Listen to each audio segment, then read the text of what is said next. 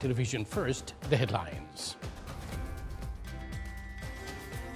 The Sultanate of Oman has strongly condemned the Israeli aggression on Iranian territory, describing it as a disruption to diplomatic efforts. Israel launched wide-scale attacks on multiple Iranian sites, including Tehran, targeting military leaders and nuclear facilities.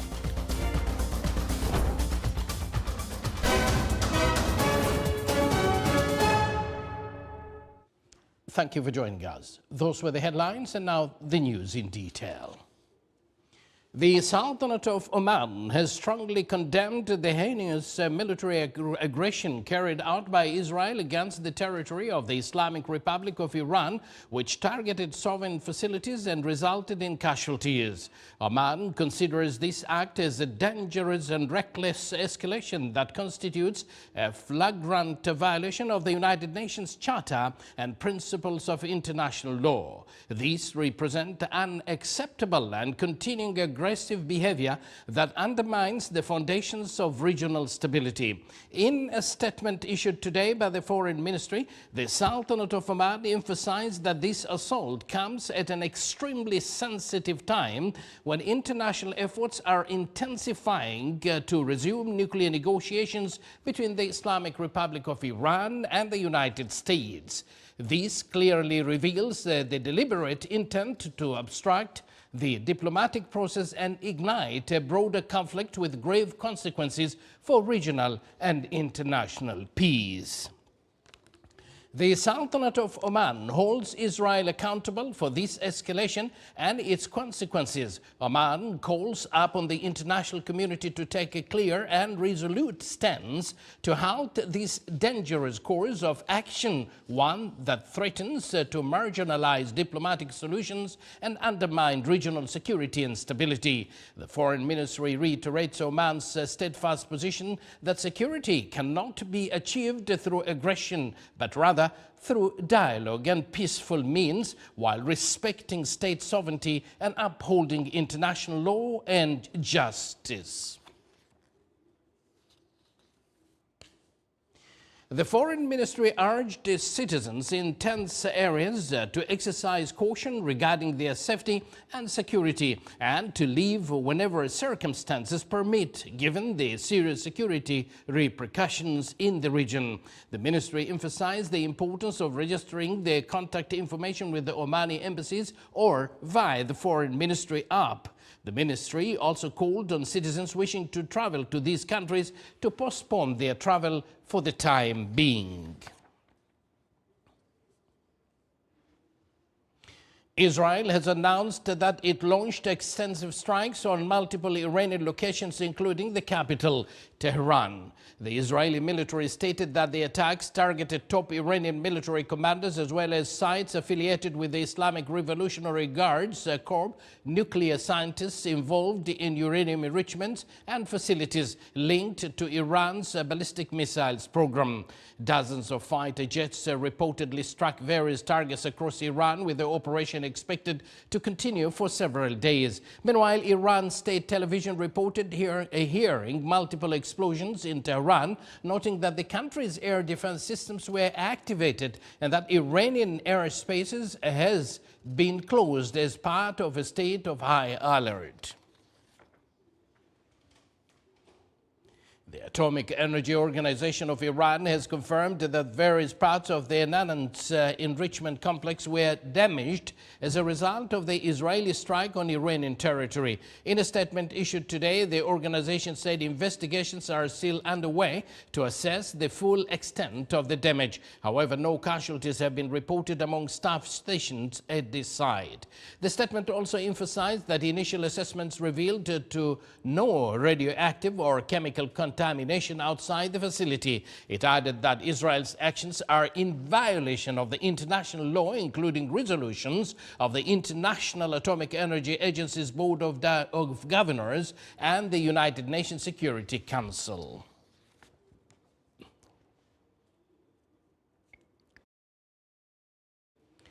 U.S. President Donald Trump has said that Iran is to blame for the Israeli strike, accusing Tehran of rejecting U.S. demands in nuclear talks.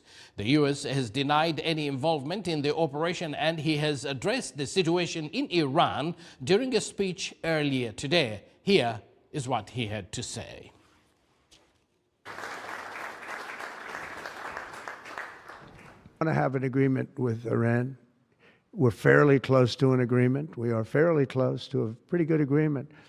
It's got to be better than pretty good, though, but it's got to be, I'd much prefer an agreement. As long as I think there is an agreement, I don't want them going in because I think that would blow it. Might help it, actually, but it also could blow it. But we've had very good discussions with Iran. Whether or not we get there, I can't tell you, but it'll happen soon. I say this, Peter, very strongly. They can't have, whether it's going in or not going in, they can't have a nuclear weapon. I'd prefer the more friendly path. Meanwhile, the international reactions to the Israeli attacks on various Iranian regions continued. The Kingdom of Saudi Arabia expressed its strong condemnation of the Israeli attacks against Iran, which undermine its sovereignty and security and constitute a clear violation of international laws and norms. Qatar also condemned the Israel attack, noting that it is a blatant violation of Iran's sovereignty and security.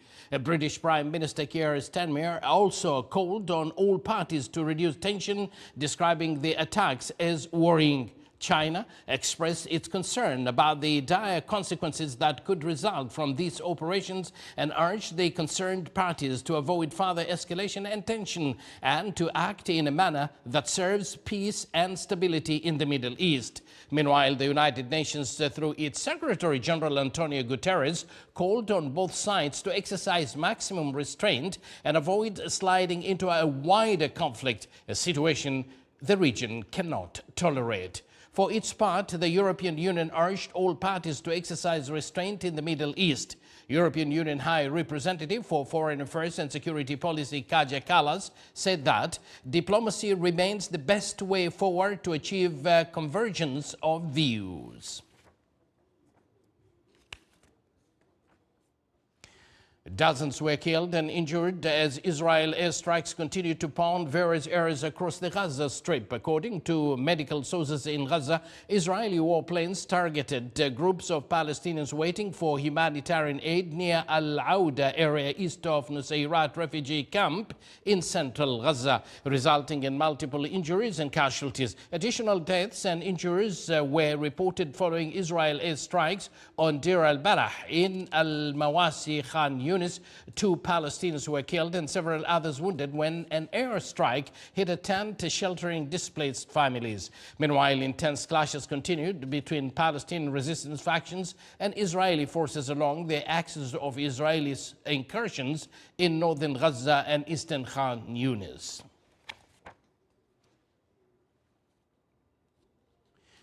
The United Nations General Assembly has adopted a resolution calling for an immediate, permanent and unconditional ceasefire in the Gaza Strip to be upheld by all parties.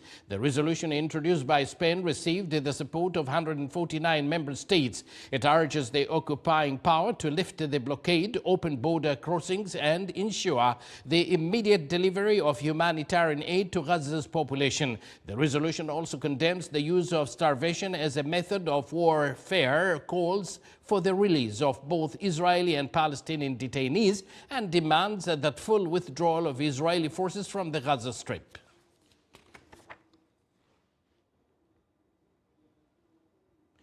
Indian authorities continued investigations into the circumstances surrounding the crash of an Air India passengers plane at Ahmedabad airport. Indian police said that the number of people killed when a London-bound passenger jet with 242 people on board smashed into residential buildings had risen to 260. The death toll in the plane crash is at present 260. Police Commissioner Vidhi Chaudhary said, suggesting that at least 19 people were killed when the Boeing 787 Dreamliner plunged into a medical staff hostel in Ahmedabad. Officials have said there was a lone survivor among the passengers.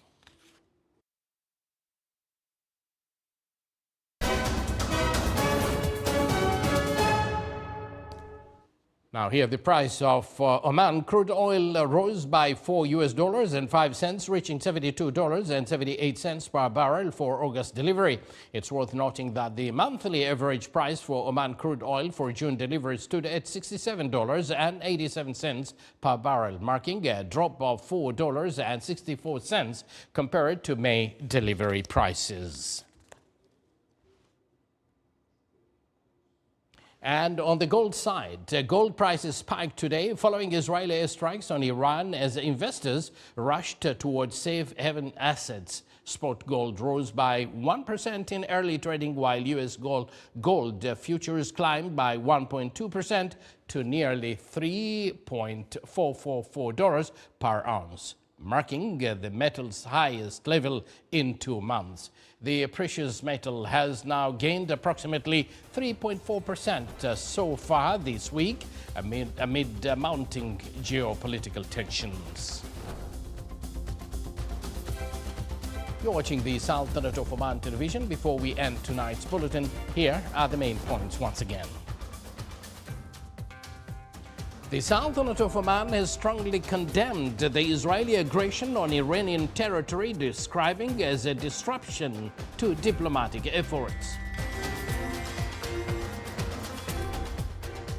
And Israel launched wide-scale attacks on multiple Iranian sites, including Tehran, targeting military leaders and nuclear facilities. And with that, we do conclude this news bulletin brought to you live from this news center of the Sultanate of Oman television. Thank you for joining us, and good night.